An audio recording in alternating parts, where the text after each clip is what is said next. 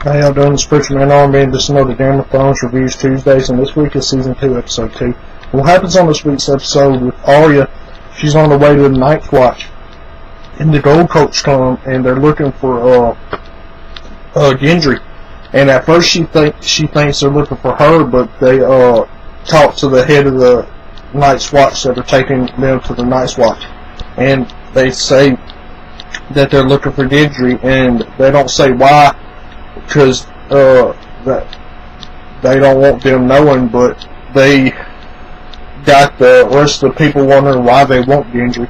And Arya starts talking to Gendry, and she asks him who his mother was, and he tells him that she asked him who his father was, and he says he doesn't know. And then Gendry finds out, tells Arya that he knows that she's a girl, and he finds out that Arya's Stark, and they start playing around, and she pushes him over.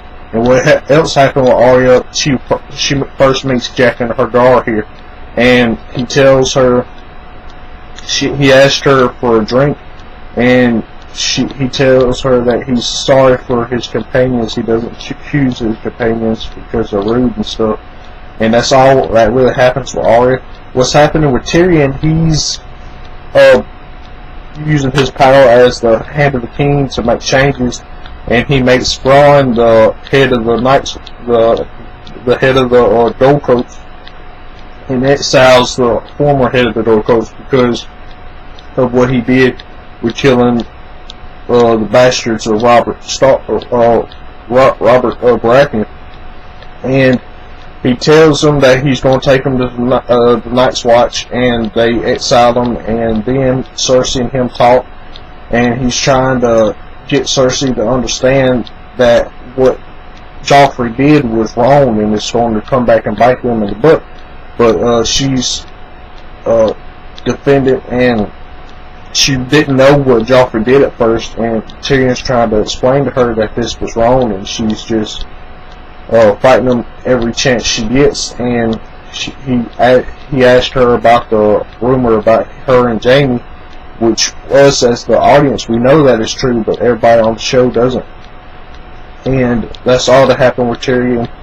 What happens with Rob Snow, Jon Snow, let's say it, my bad. Jon Snow is that they're at Craster's, and they find out that Craster gives his sons to the White Walkers, as we find out at the end of the episode. And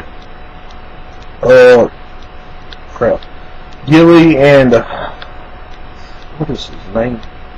The big guy, I can't remember the big guy's name, but he asked Jon to help him take Gilly out of there, so that way her son won't be sacrificed to the White Walkers.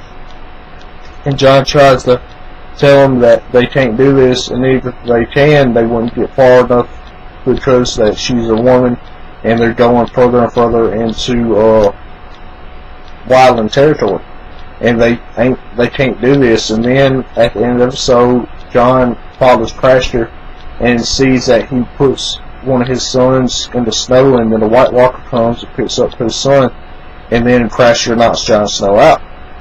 Well, what's happening with Stannis?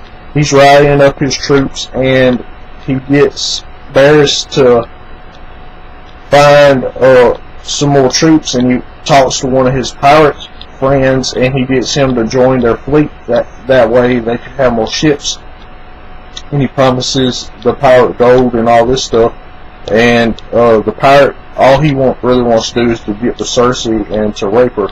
And Varys says that he can't promise him that, but he can promise him the gold and stuff. And the pirate joins Stannis' fleet, and Stannis and Melisandre get together to make a shadow baby, and we'll find more about that in next week's episode. And what happened with Dany? They're still stranded in the desert, and one of her Blood Rider horses come back with the Blood Rider's head in a sack, and that's really all that happened on this week's episode. My questions for y'all is, what do y'all think's going to happen with them babies that are getting sacrificed to the White Walkers? As always, this is Preacher Man. I'll be signing out. That's Ridge. See you next time.